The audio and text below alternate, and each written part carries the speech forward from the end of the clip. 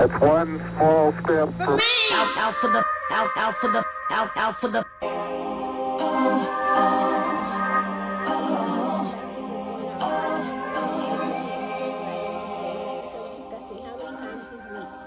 Have we tried to fix our own attention? So, people be downloading apps like that lock them out of other apps.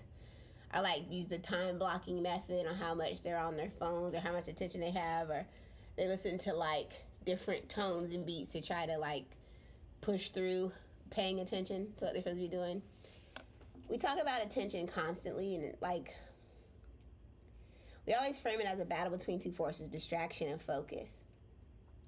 And distraction is the enemy and focus is the savior. But if you're struggling with things such as like anxiety, depression, ADHD, or occupational burnout, which is everybody, you usually get like the advice to like learn to focus better, get discipline, optimize your day, all that shit. So today we're gonna see if we look at a different perspective and question what if focus isn't actually the opposite of distraction, and what if focusing harder isn't what's going to help us. So what is focus actually in the like literal sense? Focus on its own isn't like just therapeutic, it's kind of neutral. You can focus on a spreadsheet intentionally and intently, and you can focus on a work deadline, but you can also focus on a deep-seated resentment. You can focus on panic attack. You can focus on a late-night doom scroll. You can stare intensely at headlines and fill you with dread, and your attention is narrowed. You are technically focused, but are you like focused on good things or things that are gonna make you well, and are you present? A person who narrowly focuses while basically being essentially absent.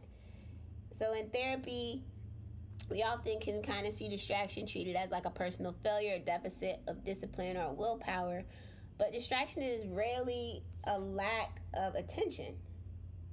More often, it's a symptom of distress. It's an engine of self-protection. When the environment around us feels overwhelming, exhausting, or transactional, our minds naturally look for an escape hatch. But when we respond to that stress by simply forcing ourselves to focus, we're using machine logic to fix a human problem. So, the current culture that we live in, we're constantly pressured to optimize everything. We compress and rush through peaceful mornings into basically a schedule and a routine of daily steps. We turn eating into math equations, counting calories and macros. We look at a breathtaking sunset before we even felt the warmth on our face. We're thinking about how to crop it for content. Even I'm guilty of that, but not really though, because I really be taking in my surroundings when I go on hikes. I only show y'all just like a little bit at a time, and it only takes me maybe 10 seconds, maybe less than that, but yeah. And I don't be caring about how I crop it or how it looks. I do one take and let it be it. I'm not like standing here like waiting. I'm not doing like, I don't have the same intention as this. So I guess that's not me, actually. Yeah, it's not me. Whoops. Okay. So basically, we're treating our bodies like machinery and our minds like artificial intelligence that just needs a software update. So the context is industrial. It's about execution, output, and productivity. And we treat our mental health with the same industrial mindset. If we try to execute our way out of burnout, we get trapped in the exact machine language that exhausted us in the first place. So if the opposite of distraction is a focus, what is it? It's reverence. Reverence can sound like a religious word, but in like in the secular sense, we desperately need a word like this. It's a concept serious enough to push back against a world where everything has become casual, swipeable, and disposable. You can execute focus, you can force focus, but you can't force reverence. It's something that stops you in your tracks. If you look at the root of the word reverence, comes from the Latin reverie, which means to stand in awe or respect. And what's funny is I was just talking to my therapist about how we as adults lose the ability to be in awe. Because I was talking about basically, like, I was talking with my coworkers at work, and I said, well, what was your win for today? And they were like, I don't have a win for today. And they kind of said it in like a not paying attention to me kind of way, which often, well, let me not say that. This specific coworker does that a lot because they are very busy. But I'm a person who's like, if we have to be here this long of time, and honestly, I don't take shit seriously. Like, I have a serious job, but it's just like, it's a job to me. I do what I'm supposed to do, try to do it to the best of my ability, and be a team player and whatnot. And then I go home and I live my life. But this person, a coworker, they're higher up, so they have more on them, which I get. But they can kind of be brush-offy when it comes to certain things. And I said, well, you had a win today when you helped me with that one situation I had. And he said, okay, well, that's my win. I said, there you go. And so, like, it may seem childlike, but it's very important to me that I have a win of the day, and that makes me be intentional. It makes me be present. It makes me be reverent about some of the things that I've happened to my day, and be in awe of, oh man, I figured that out. I remember, and I was like grateful and thankful, and I figured out that I was smart in the situation, and I do know more than I think that I know, and things like that. But being in awe, I saw a deer today. I was in awe. I saw a snail. I saw all different types of mushrooms last week, and I was like, oh my gosh, there's so many different types of mushrooms. And like, it's just like being in awe of things and having that curiosity. We lose that as adults because everything becomes so weighed down. And I think we need to bring that back. But back to this, to stand in awe, respect, and prefix re means back or again, like, and restore or remember. So it kind of implies something beautiful, that our baseline state as human beings isn't fragmented panic. Our default state is actually awe, humility, and deep contact with the world around us. Distraction is just what happens when we are pulled away from that baseline. It isn't about productivity. Reverence isn't a productivity hack that you have to master. It's permission to return to a state of quiet wonder and whimsy. How about that? Let's look at what the research says about awe and reverence, because it turns out has a profound effect on our psychological well-being. Researchers studied people experiencing awe, whether that looks like looking at night sky, listening to music, or standing in front of an ancient tree, and find something fascinating. People who experience awe feel like they have more time available. They feel less rushed, less impatient, and much more willing to give their time to others. So kind of trying to figure out, why does this matter about your mental health? Because distraction most always comes with a dense, deep sense of time poverty. Our attention gets harvested by screens and constant notifications. We enter a kind of pseudo-dissociative state, which I can attest to, because a person who, like me, who spends the majority of their year disassociated due to the fact that they have dissociation and like not being present and having to work and working intentionally about being present, even though it hurts. We wake up from an hour on our phones feeling rushed, fragmented, and behind schedule, and suddenly hunted by the next thing to do on our list. And, reverence kind of interrupts that. It reminds us that a tree isn't just lumber and waiting. A sunset isn't just content. A friend across the table isn't an audience member for your life. My friends and I hardly ever spend a lot of time on our phones when we're together. And I noticed that because I watched other people with their friends, and they're just on their phone the whole time. I watched two young ladies, dressed very nicely in their gym wear, by the way, walking their poodle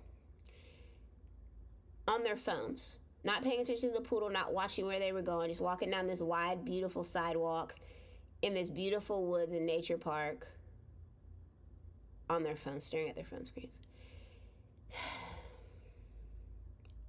And I just couldn't help it, like, well, what's the point of... You're missing so much. Like, the pictures I get, the things that I see, people are like, oh man, your pictures are so nice. Like, how do you get a picture of that? How did you even see that snail? How did you see so many mushrooms? Because I'm intentional and present in the moment of finding these things. I can't do that shit if I'm on my phone. Like this weekend, I crafted. I made a Barbie-sized sofa. A different design of a sofa. I wish I had done it in leather. I'm going to try to see if I can find peelable stick leather and make it a leather couch, because I think it would be better because I want it to be a fancier couch. And I think I'm going to do leather instead. But I made something. I worked on my podcast.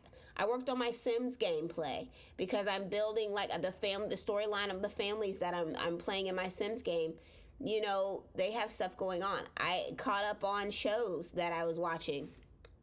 I read books. I played on my book. I did my trivia book or whatever. Like, I lived outside of my damn phone. And we got to get back to that. Especially when you're sitting across from your best friend or family member and you're on your flipping phone, bro. Put it down.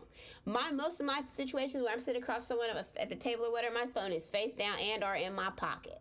Because I'm intentional about making sure that the time that I'm spending with this person is memorable, I'm intentional, and I'm present within it.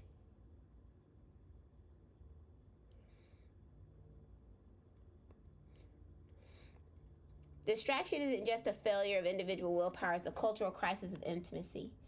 So when we think about how do we move from forced focus to quiet reverence, it's about changing the question. So it's not, why can't I just focus to how can I be more productive right now? Instead, ask yourself, where did I lose intimacy with this moment, or what am I rushing past? And I've really been intentional about this myself with like, I'm not rushing. Like today, I did my hike. Now mind you, okay, I just said I'm not rushing. I didn't really rush through my hike. I was there and exploring it, but I was going faster than I usually go because I had to get home. I had therapy and I had to go finish getting groceries and stuff like that. But I didn't have time to eat my breakfast. So I said, you can either rush through eating your breakfast and get on your therapy call, or you can wait, which pissed me off a little bit, until therapy's done and then have your food and enjoy it. And I waited because I wanted to enjoy it. I don't want to rush. Like, there's a lot of things in my life I'm just like, I'm not rushing to do this shit. You know, so you have to give yourself permission to pause, step away from the, screen, look at something real, a leaf, a light coming through the window. I often do that. Higher functioning isn't always higher functioning if it costs you your soul. And real mental health isn't about becoming a smoother machine. It's about returning to deep contact with your own life. So spend a few more moments, in quiet, get outdoors, look at the surroundings. Respect your surroundings, not like that song. However, that song is catchy. And enjoy and see things. Like, you need to embrace awe and wonder and whimsy. It's there for you. What I'm happy and grateful for? Sales. As you know, I'm an adult doll collector and I follow a lot of adult doll collectors on apps. So recently, some of them have been giving the stores to go to and shop at for deals on dolls. So I went to 2 of them and scored a 1x6 miniature sofa and chair, like cheetah print. It's really cool. Although I'm not a cheetah print person, my best friend is though. I think she would really like them. I need to take a picture of them so I can show her actually. I think she would like them. Also, I got this cute doll with a sweatsuit. Now the doll was $9 and the Barbie clothing kits are usually $10. So although I won't use the doll, their clothes can fit my other Ken dolls. So now my Kens have more clothes to wear. Also, I saw this Barbie camper for $50, but I'll wait and see if it's there when I return the week after next. And if it's there, then it was meant to be for me. The quote: if you are irritated by every rub, how will you be polished? You have to experience and work through the hard things in order to become better for it. It's not comfortable. It doesn't always feel good. Rarely does it feel good, but it will make you better, polished. But before I go, be sure to check out the show notes. Also, check out my books on Amazon titled Poems to Cry to in the Dark and Love Letters Never Sent to Myself, and leave a 5-star rating. Other than that, I don't have anything else. I'm glad you're still here, and I hope you have the day you deserve. Bye.